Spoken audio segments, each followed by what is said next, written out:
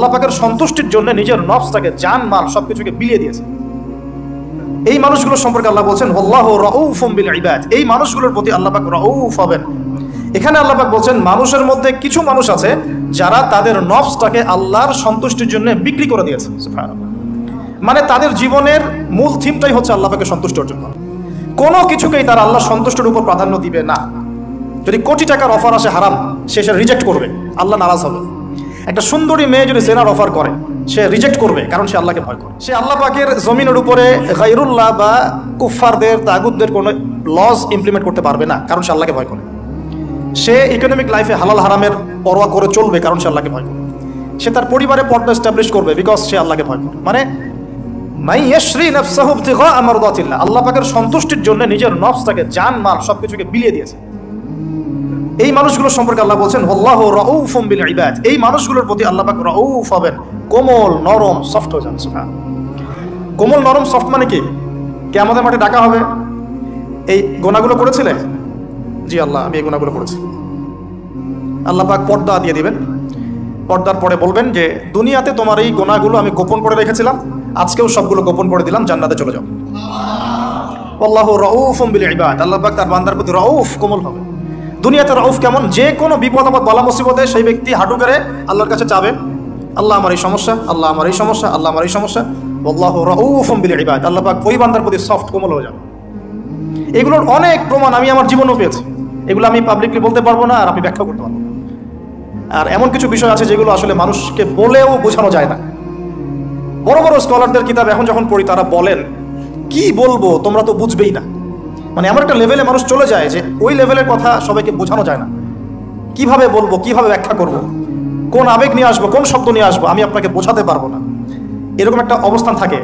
একজন সাহাবীর নাম বলি, আলী ইবনে আবি তালিব রাদিয়াল্লাহু আনহু। আপনি তার পুরো জীবনী পড়লে তাকে খুব সফট পাবেন, নিজেকে গোপনকারী পাবেন, খুব বেশি উচ্ছ্বাস প্রকাশকারী পাবলিক ফিগার, হ্যাঁ, এই যে আমরা শো অফ, নিজেকে জাহির করা, আপনি পাবেন না তাকে।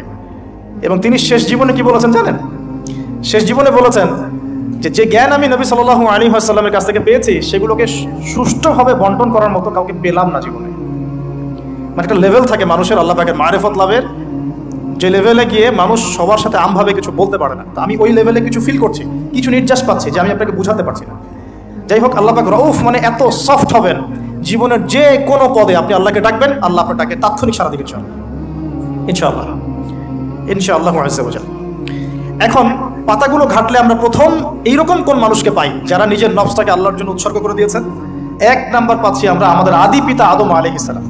আদম আলাইহিস সালামকে আল্লাহ রাব্বুল আলামিন নিজের হাত দিয়ে সৃষ্টি করেছেন। সুবহানাল্লাহ। এখন আল্লাহ পাকের হাত কি, কেমন, কিভাবে ব্যাখ্যা করতে পারবো না, এবং এই ব্যাখ্যা করা আমাদের জন্য জরুরি নয়। আল্লাহ পাক যা বলেছেন বাস, কোনো কিছুর সাথে সাদৃশ্যপূর্ণ নয়, কোনো কিছুর এক্সাম্পল তার সাথে শোভনীয় হবে না।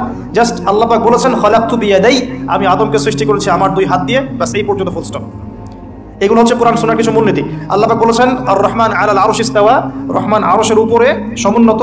কোন হালতে কি অবস্থায় আছেন ব্যাখ্যা করতে পারবো না, দরকার নাই, ফুল স্টপ।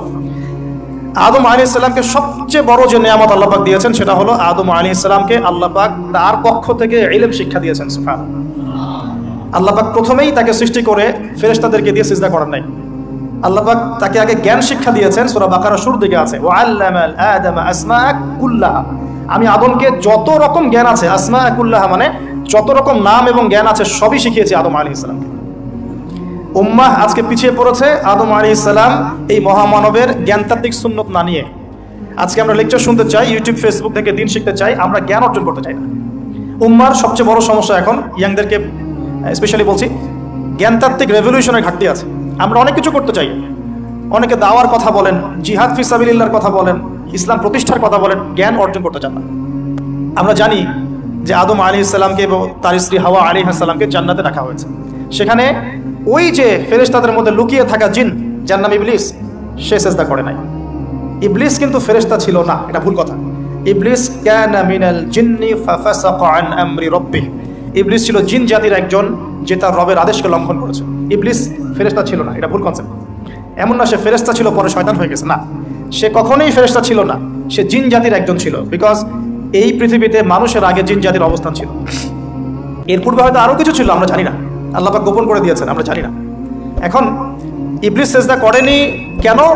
বিকজ সে বলেছিল খলাকতানি মিন নার ওয়া খলাকতাহু মিন তিন, আমাকে সৃষ্টি করেছেন আপনি আগুন দিয়ে, আদমকে সৃষ্টি করেছেন মাটি দিয়ে, কেন আমি আদমকে সেজদা করব? সে আদমকে সেজদা না করে এটা প্রমাণ করতে চাচ্ছে যে আল্লাহ আপনি ভুল, আমি সঠিক। নাউজুবিল্লাহ। এটাকে বলা হয় বাতিল কিয়াস, বাতিল কিয়াস, ভুল কিয়াস। এবং শুধু তাই না, আল্লাহ রাব্বুল আলামিন তাকে ওয়ার্ন করার পরেও সে কিন্তু ইউটার্ন করে তওবা করে ফিরে আসে নাই। সে তার মতের উপর অটল ছিল। পক্ষান্তরে আমাদের পিতামাতা যখন ফল খেয়ে ফেলেছেন জান্নাতে, যখন পোশাক খুলে গেছে, জান্নাতের পোশাক খুলে গেছে, ফল খাওয়ার পর প্রথম যে ঘটনা ঘটেছে, গায়ের পোশাকটা খুলে গেছে। দেখেন, সর্বপ্রথম আমাদের পিতামাতাকে জান্নাতে ফেরেশতাদের সামনে ইবলিস নগ্ন করে দিয়েছে। এটা ছিল আমাদের প্রতি ইবলিসের সবচেয়ে বড় আঘাত। শুরুতে, প্রথম আঘাত। শুরুতে শিরক করাতে পারে নাই, বেদাত করাতে পারে নাই, হারাম খাওয়াতে পারে নাই ইত্যাদি। শুরুতে আমাদের পিতামাতাকে সে অবাধ্যতায় লিপ্ত করে গা থেকে জান্নাতের পোশাকটা খুলে ফেলে দিয়েছে। এখান থেকে আমাদেরকে বুঝতে হবে, আজকের এই গ্লোবাল সোসাইটিতে আমরা যে নগ্নতার এই ভয়াল থাবা এবং প্রদর্শনী দেখছি, এটা ওই আসমানের ওই যে ইবলিসের যে চক্রান্ত, তার এই জমিনে বাস্তবায়ন হচ্ছে। এখন বুঝাতে পারিনি মনে হয়, আল্লাহ মাফ করো। ইবলিস আমাদের পিতামাতার গা থেকে কাপড় খুলে ফেলে দিয়েছিল। সূরা আরাফে আল্লাহ পাক এটা বলেছেন, ইয়ানজিউ আনহুমা লিবাসাহুমা লিইউরিয়াহুমা মিন সাওয়াতিহিমা। হে বনু আদম, তোমরা সতর্ক থেকো, তোমাদের পিতামাতার গা থেকে কিন্তু ইবলিস কাপড় খুলে ফেলেছিল, তোমরা পৃথিবীতে গিয়ে আবার সেই কাজ করো না। তাহলে এখন আমরা একটু বুঝতে চেষ্টা করি, ইন্টেলেকচুয়াল অডিয়েন্স সবাই আমরা, আমাদের ক্রিটিক্যাল থিঙ্কার্স দরকার। তাহলে এখন যে সোসাইটির মধ্যে নগ্নতার, বেহায়াপনার সয়লাভ চলছে, every single city and country, including Dhaka, the city of Akhiruzzaman, সেটাও তো দেখেন কোথায় আপনি মানে শালীনতা পাচ্ছেন। ইসলামিক কান্ট্রি হিসাবে আলহামদুলিল্লাহ এখানে অনেক কিছু পান। ওয়ার্ল্ডের অন্যদিকে তাকিয়ে দেখেন, তার মানে ইবলিসের ওই এজেন্টটা এখন পৃথিবীতে কিছু মানুষ বাস্তবায়ন করছে, তাদের সাথে ইবলিসের একটা যোগসূত্র আছে আদর্শিক। আল্লাহ পাক আমাদের মা বোনদেরকে বেপরদামি থেকে হেফাজত করুন এবং আমাদের চোখগুলোকে আল্লাহ পাক পবিত্র করুন। কিভাবে আপনি চোখ নামিয়ে চলবেন এই সমাজের মধ্যে, এটা এত সহজ নয়। আমরা খুব ভালো করে জানি এটা এত সহজ নয়। তো দেখুন, অনেক ভিতরে চলে যাচ্ছি। আদম আলাইহিস সালাম, হাওয়া আলাইহিস সালামকে সর্বপ্রথম নগ্ন করে দিয়েছে ইবলিস। তারা কিন্তু তওবা করে ফিরে এসেছেন। কি সেটা? রব্বানা, আমরা বলি রব্বানা যালামনা আনফুসানা ওয়া ইল্লাম তাগফির লানা ওয়া তারহামনা লানাকুনান্না মিনাল খাসিরিন। যখনই আমাদের পিতামাতা বুঝতে পারলেন যে তারা একটা ভুল করে ফেলেছেন, তখন তারা তওবা করে ইউটার্ন করলেন আল্লাহর দিকে, যেই কাজটা ইবলিস করে নাই। এই কাজটা ইবলিস না করার কারণে সে কাফের হয়ে গেছে, চিরস্থায়ী জাহান্নামী হয়ে গেছে। আর এই তওবা করে ফিরে আসার কারণে আমাদের পিতামাতা জান্নাতি হয়ে গেছে। আল্লাহ পাক এই কারণেই তার রাসূলের মাধ্যমে জানিয়েছেন যে প্রত্যেক আদম সন্তান, কুল্লু বানি আদম খাত্তা, প্রত্যেক বনু আদম হচ্ছে পাপী। আমরা সবাই পাপী, আমরা সবাই পাপী। পাপের তো শেষ নাই আমাদের, আল্লাহ মাফ করুন। ওয়া খায়রুল খাত্তাইন আত-তাওয়াব, যারা তওবা করে ফিরে আসে এরাই হচ্ছে শ্রেষ্ঠ পাপী। জীবনের যে কোনো সময় যদি কেউ খালেস ভাবে আল্লাহর দিকে তওবা করে ফিরে আসতে পারে, আল্লাহ পাক এক মুহূর্তের মধ্যে তার আমলনামার সমস্ত গুনাহ মাফ করে নেকি দিয়ে পরিবর্তন করতে পারে। এখন এই মহামানবের জীবন থেকে আমরা কি শিখলাম? দেখুন, তাকে আল্লাহ পাক ইলমের নিয়ামত দিয়েছেন। তার মানে আমরা যদি গতানুগতিক মুসলিম না হয়ে এক্সট্রা অর্ডিনারি মুসলিম হয়ে আল্লাহর সাথে সাক্ষাৎ করতে চাই, দুনিয়াতে বেঁচে থাকতে চাই, পরকালে জান্নাত চাই, তাহলে আমাদেরকে আগে ইলমের চর্চা করতে হবে। এবং জ্ঞানের চর্চা মানে ক্লাসিক্যাল সিলেবাসে আপনাকে পড়াশোনা করতে হবে, শুধু একটা লেকচার শুনে নয়, ফেসবুক ইউটিউব দেখে তো মোটেই নয়। এখান থেকে মাঝে মাঝে কিছু নলেজ নেওয়া যায়, কিন্তু এগুলো কখনো কনস্ট্রাকটিভ নলেজ নয়।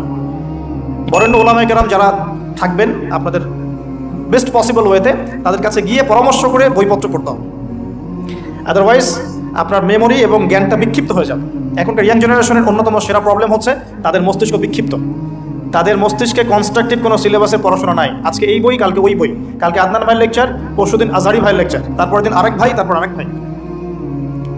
আবার সমাজে তো এক একজন এক এক কথা বলছে, তখন তার মাথাটা পুরো পাজলড, হ্যাঁ, ম্যাসাকার্ড। এই মাসালা এটা বলছেন, ওই মাসালা ওইটা, তার ওইটা কি হবে, ওইটা কি হবে। সলিউশন হচ্ছে ক্লাসিক্যাল ইসলামিক সিলেবাস পড়াশোনা করতে হবে। আমি খুব শর্ট করে গেলে সাবজেক্টগুলো বলে দিই আপনাদেরকে। 1 নম্বর, ফার্স্ট অফ অল কোরআনুল কারীম। কোরআনুল কারীমের মধ্যে থাকবে authentic recitation, translation, Quranic grammar এবং অ্যারাবিক ল্যাঙ্গুয়েজ, 4টা বিষয়। তারপর থাকবে হাদিসের নবী সাল্লাল্লাহু আলাইহি ওয়াসাল্লাম। হাদিসের মধ্যে সহজ হাদিসের কিতাবগুলো পড়তে হবে। ফর এক্সাম্পল মিশকাতুল মাসাবিহ, রিয়াদুস সালিহিন, বুলুগুল মারাম, আপনার ফাইজুল কালাম, হাদিস আরবাঈন, এরকম কিতাবগুলো আগে, তারপরে আস্তে আস্তে আস্তে আপনি কঠিন কিতাবের দিকে যাবেন। তবে এগুলো ওস্তাদ ছাড়া হয় না।